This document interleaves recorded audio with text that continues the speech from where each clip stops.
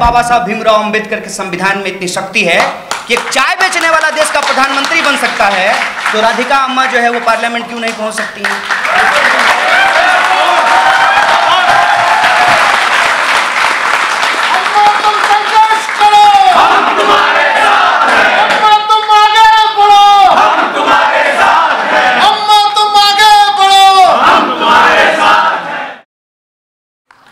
ना दबने वालों का जो सिलसिला, ना दबने वालों के जो शख्स है, वही शख्स आज हमारे बीच में मौजूद है।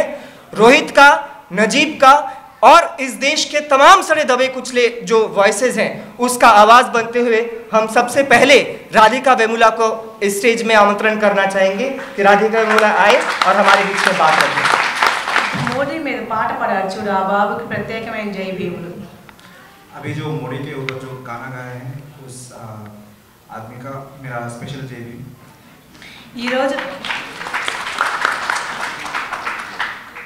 ఈ రోజు నాకు చాలా ప్రత్యేకం. Today is a very special day for me. నేను మీ మధ్య సభలో పాల్గొంటున్నందుకు నాకు చాలా సంతోషంగా ఉంది. I feel happy to be part of this event today with all of you. Rohit చనిపోయిన తర్వాత నేను చాలా మీటింగ్స్లో పాల్గొన్నాను, కానీ ఈ సభ మాత్రం నాకు చాలా ప్రత్యేకం. I have been a part of a lot of meetings in the past after Rohit had passed away, but this event feels of a particular importance. Rohit చనిపోక ముందు నేను కేవలం ఒక గృహిణిని మాత్రమే. Before Rohit had passed away, I was just a housewife. నా కొడుకు ప్రాణత్యాగంలో ఈ దేశంలో నిద్రావస్థలో ఉన్న దళితుల్లో ముస్లిమ్స్లో ఒక్కసారిగా చలనం వచ్చినట్లయింది. When Rohit passed away, it felt like suddenly among the Dalit community and the Muslim community in the country, it felt like everybody had just woken up. వాడు చనిపోయి నన్ను ఒక నాయకురాలుగా చేశాడు. रोहित ने अपना मौत मर के मुझे एक नेता बना दिया. ఈ రోజు నేను పాల్గొంటున్న మీటింగుల్లో అమ్మ ఏం మాట్లాడుతుందా అని ఎదురు చూస్తున్నారంటే అంతా నా రోహిత్ పుణ్యమే. If people are waiting for me today in anticipation of what I am going to speak, it is all because of Rohit. ఏదో ఇంట్లో బట్టలు కుట్టుకుంటూ పొట్ట పోషించుకుంటున్న నన్ను వాడు చనిపోయి నా మీద చాలా పెద్ద భారం పెట్టాడు. I was just a woman, normal woman, staying at home, doing tailoring and filling my stomach. But today, after Rohit had passed away, I had been given a huge responsibility. నా కొడుకు బాధ్యతను నెరవేర్చడానికి నాకు ఆరోగ్యం సహకరించకపోయినా కూడా ఎవరు పిలిచినా ఎంత దూరమైనా వెళ్తున్నాను. అందులో భాగంగానే ఇప్పుడు దేశంలో ఏం జరుగుతుందో తెలుసుకుంటున్నాను.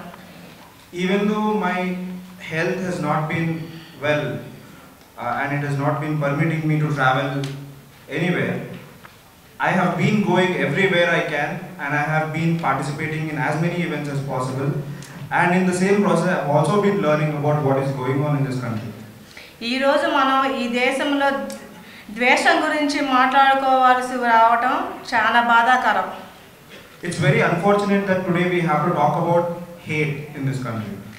ఈ బీజేపీ ప్రభుత్వం వచ్చాక ఒకరిపైన ఒకరు దేశంతో చంపుకుంటున్నారు. After BJP has come into power, everyone is killing each other in the name of hatred. ముఖ్యంగా దళితులు, ముస్లింలు, క్రైస్తవుల పైన దాడులు జరుగుతున్నాయి. Especially killings are being carried out on people who come from Dalit, Muslim and Christian communities. Najib ఏమైపోయాడో ఇంతవరకు తెలియదు. No one knows where Najib is today. అఖ్లాక్ను నిర్దాక్షిణ్యంగా చంపేశారు. Akhlaq has been killed mercilessly. ఆసిఫాను 8 రోజులు దారుణంగా దేవాలయంలో మానభంగం చేసి చంపారు. Asifa was killed after an 8 days of torture in a temple. మొన్నటికి మొన్న ఉమర్ ఖలీదును ఇక్కడే చంపడానికి కుట్ర పన్నారు. Just recently, there was an attack on Umar Khalid right in front of this building. ఇలా అందరం టార్గెట్ చేస్తూ భయభ్రాంతులకు సృష్టిస్తున్నారు. By targeting every one of us, they are creating an environment of hatred today. ఇలా చెప్పుకుంటూ పోతే ఒక్కరు కాదు, చెప్పాలంటే అందరూ ప్రమాదంలో ఉన్నారు. To speak of such kind of things, it is very clear that not only few people but everybody in this country is in danger. తొందరలో ఈ దేశాన్ని హిందూ దేశంగా ప్రకటించాలనుకుంటున్నారు. People who are ruling this country today are trying to declare this country as a Hindu nation. దళిత మైనారిటీలు ఈ దేశ సమగ్రతను కాపాడాలి. So the responsibility falls on people like us, Dalits, Muslims and other minorities to protect the integrity of this country. దళిత మైనారిటీలకు తమ రాజకీయ అస్తిత్వాలు ముఖ్యమే. For Dalit politics in this country, their identity is very important for them. ప్రమాదంలో ఉన్నప్పుడు ఉమ్మడి పోరాటాలు అవసరం. When we are in danger, we have to unite our goals and we have to unite our fight. రాజ్యాంగమే ప్రశ్నార్థకమైనప్పుడు రాజకీయాల కంటే దేశ ప్రయోజనాలే ముఖ్యం. When the constitution is in danger, rather than politics, the nation becomes important. Dalit minority లౌకిక పార్టీలు ఒక తాటిపైకి రావాలని కోరుకుంటున్నాను. Dalits, minorities and other secular forces in this country should come on one platform, and that is what I want. ఉమ్మడి లక్ష్యాలు లేని జాతిగా మనజాలదని బాబాసాహెబ్ చెప్పారు. A community that does not have a united goal will no longer remain a community, said Baba Saheb. నేను నా అస్తిత్వం కంటే నా దేశమే ముఖ్యమన్న బాబాసాహెబ్ మాటలను గుర్తు తెచ్చుకోండి. More than my identity, my country is important, is what Baba Saheb said, and that we have to recall these words today. దేశం ఇప్పుడున్న పరిస్థితుల్లో ఒక దళిత మైనారిటీలే ప్రమాదంలో లేరు.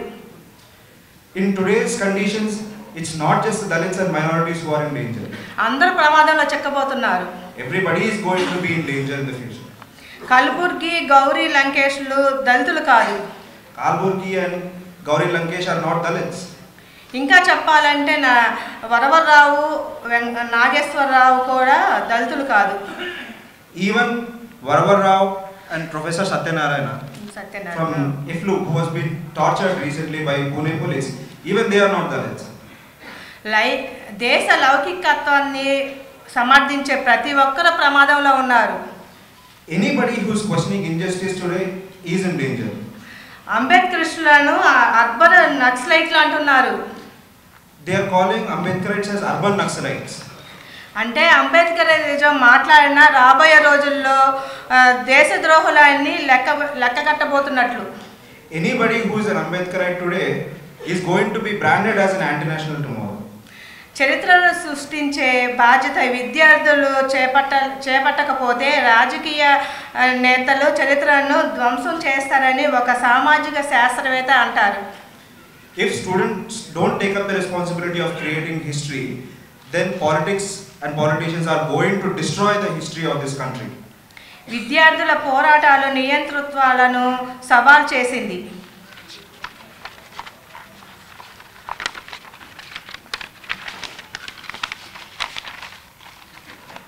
Student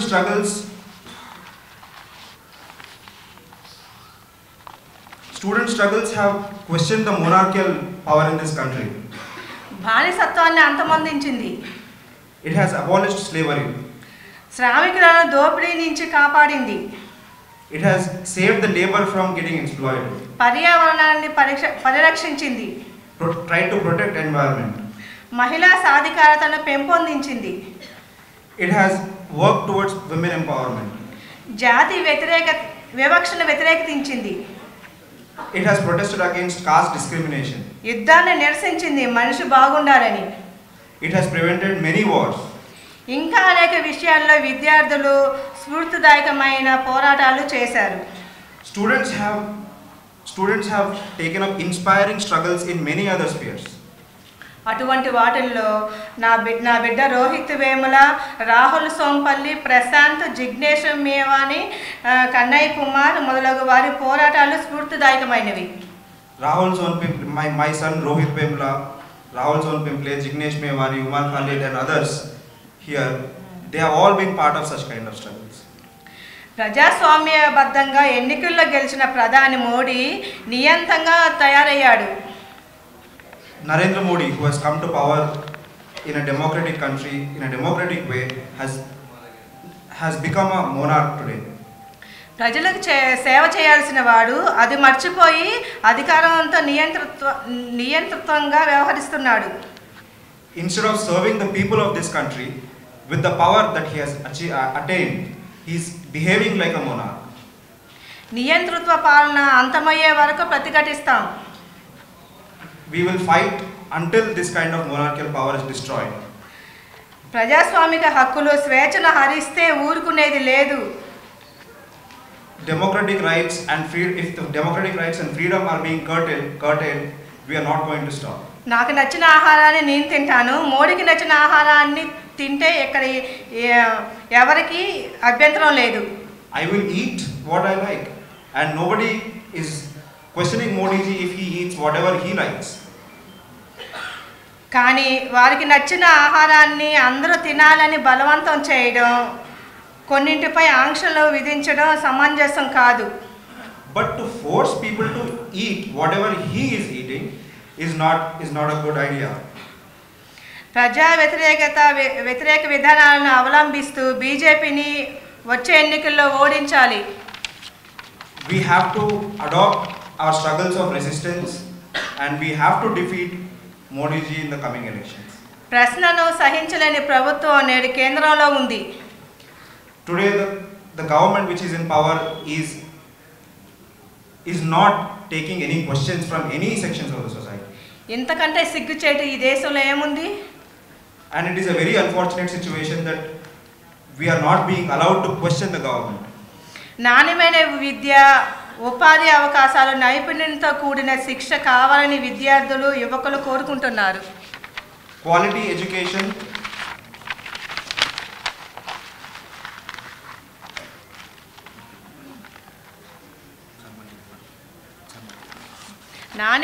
నాణ్యమైన విద్య, ఉపాధి అవకాశాలు, నైపుణ్యంతో కూడిన శిక్షణ కావాలని విద్యార్థులు, యువకులు కోరుకుంటున్నారు. Quality education and employment opportunities and skilled education is what the people and students of this country need today. ఇవేమి పట్టకుండా ప్రధాని మోడీ ఖరీదైన బట్టలు ధరించి విదేశ పర్యటనలు చేస్తున్నాడు. Instead of paying attention to these kind of needs of the people, Narendra Modi is busy traveling countries. కొత్త విద్యా సంస్థలను ప్రారంభించకుండా విగ్రహాలు కట్టుకోవడానికి డబ్బులు ఖర్చు పెడుతున్నాడు.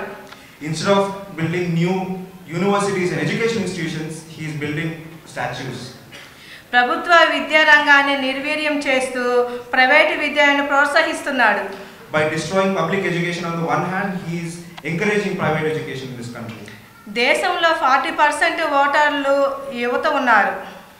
40% of the voters in this country are youth. యువతలో దాదాపు 70% విద్యార్థులు ఉంటారు. Among that 40%, at least 70% would be students. ఒక్కసారి విద్యా వ్యవస్థలో ఉన్న ఓటర్లు తిరుగుబాటు ప్రకటిస్తే ఏమవుతుందో తెలుసా? If this 70% of students who are also the voters of this country, if they revolt, does he know what is going to happen? RSS remote పాలనలో నడుస్తున్న మోడీ ప్రభుత్వ విధానాలను తిప్పికొట్టేందుకు దేశంలో బలవంతమైన విద్యార్థి ఉద్యమాలను నిర్మించాల్సిన అవసరం ఉంది. To resist and uproot the remote control government of BJP, which is controlled by RSS, students have to come together and wage enormous struggles in this country. పునర్జన్మ, జ్యోతిష్యము, విగ్రహాలు లాంటి నవగ్రహాలు లాంటి అంశాలను పాఠ్యాంశాలలో చెప్పిస్తున్న ఎన్డీఏ ప్రభుత్వం విద్యను కాషాయీకరించేందుకు శతవిధాల ప్రయత్నిస్తుంది.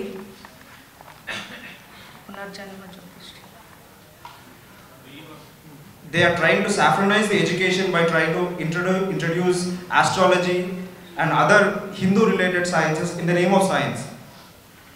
శాస్త్రీయ దృక్పథంతో ముందుకు వెళ్లాల్సిన సమాజానికి ఇవి అడ్డుకట్ట వేస్తాయి.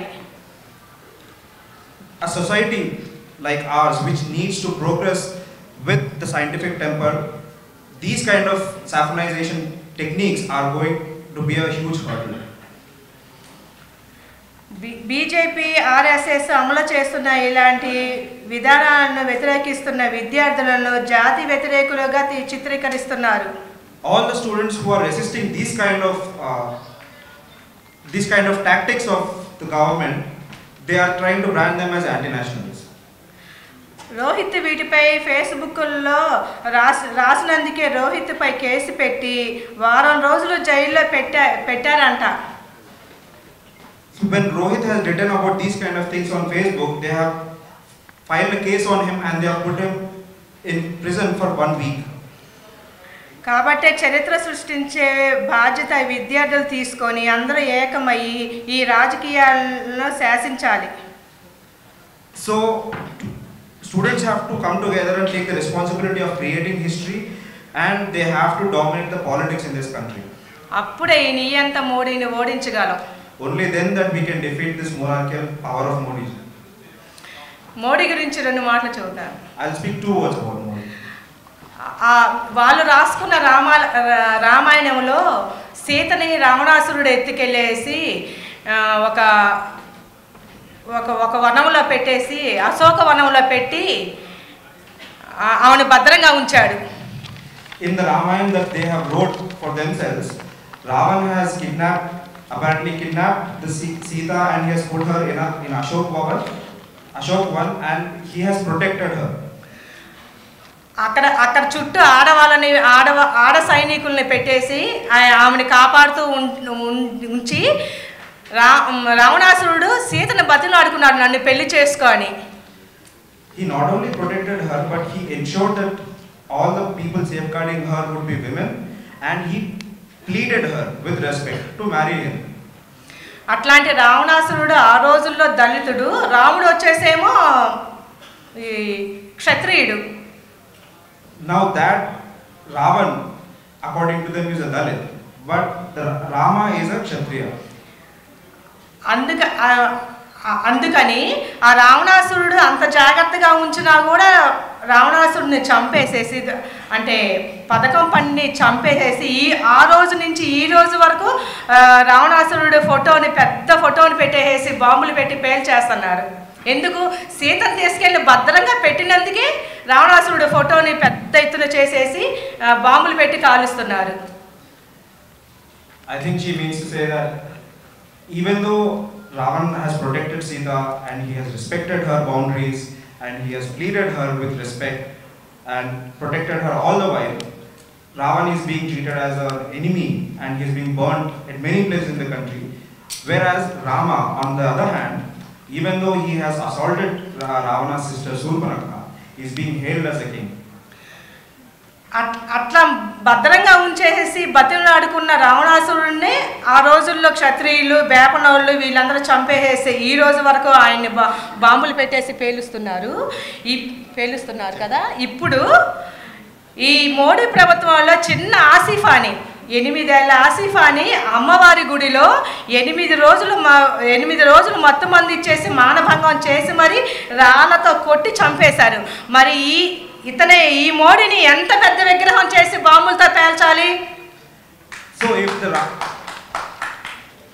So if they are hailing Rama as a king and as a god today, who has assaulted Surpanakha and who has killed Ravana, who has been so respectful for Sita, and in the present context when his own people are assaulting women like Asifa, a child like Asifa, by putting her in a temple, how big a statue we have to build for Modi ji, and we have to blast it with crackers.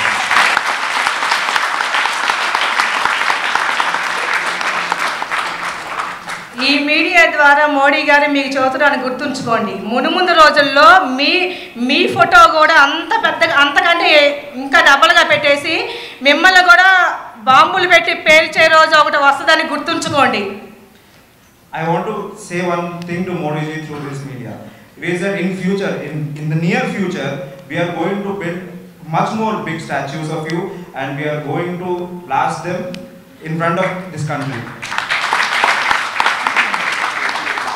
ఎందుకంటే మా దళిత పిల్లల్ని, ముస్లిం పిల్లల్ని మీరు ఎక్కడ పడితే అక్కడ యూనివర్సిటీలకి వచ్చిన మేము మా దగ్గర డబ్బులు ఉండి లేకుండా మేము చదివించి పిల్లల్ని యూనివర్సిటీలకు పంపిస్తే మీరు కావాలని మేధావులైన పిల్లల్ని ఏడుకొని మీరు చంపేస్తున్నారు. కాబట్టి మీ స్టాచ్యూ కూడా పెట్టేసి మేము పేల్చే రోజు ఒకటి వస్తుంది, గుర్తుంచుకోండి. It's because people like us who do not have money, who do hard labor and who send our kids to different kinds of institutions to study and to become a responsible citizen of this country, you are torturing them, you are depriving them of their livelihoods, opportunities, and you are driving them to a point of suicide. You are killing them. That is why we are going to build your statues and we are going to burn you just like we are burning Ravana today. And please Modi ji, remember this. మా పిల్లల్ని చంపేస్తే మేము ఏమైనా భయపడతామా అనుకుంటున్నారేమో. ఒక్క రోహిత్ చచ్చిపోతే 1,00,000 మంది రోహితులు పుడతారు. ఒక నజీబ్ చనిపోతే 1,00,000 మంది నజీబులు పుడతారు. గుర్తుంచుకోండి మోడీ గారు, మీ పతనం స్టార్ట్ అయింది. మీరు అంతమయ్యే రోజులు, మీరు మీ పార్టీ అంతమయ్యే రోజులు దగ్గర పడ్డాయి. మా తల్లులతో పెట్టుకుంటున్నారు కాబట్టి మీరు తప్పకుండా అంతం అవుతారు. అంతమయ్యే రోజులు దగ్గర పడ్డాయి, గుర్తుంచుకోండి. కౌంట్ డౌన్ స్టార్ట్ అయింది మీకు. Modi ji, remember this, that Modi ji must be thinking that if one Rohit will die, we'll all go silent, or if one Najib disappears, we'll all go silent. But for each Rohit, there will be 1 lakh Rohits, and for each Najib, there will be 1 more lakh of Najibs in this country. And Modi ji should remember that he is waging a war against us, the mothers in this country. And when you wage a war against us mothers, you are not going to survive in this war. లాస్ట్లో ఇంకొక మాట చదువుతున్నాను మీ అందరికీ. మనం ముస్లింలు, దళితులు అందరం ఏకమయ్యేసి మోడీని ఓడిద్దాము. అందరూ దాదాపుగా ప్రత్యక్ష రాజకీయాల్లోకి రావాలని నేను కోరుకుంటున్నాను. Lastly, I want to say one thing, that our Dalits and Muslims and others who are backward in this country, we all should come on one platform and we should unitedly fight against Modi ji, and we should ensure that he is defeated in the next election. Jai Bhim, Namo Buddhaya.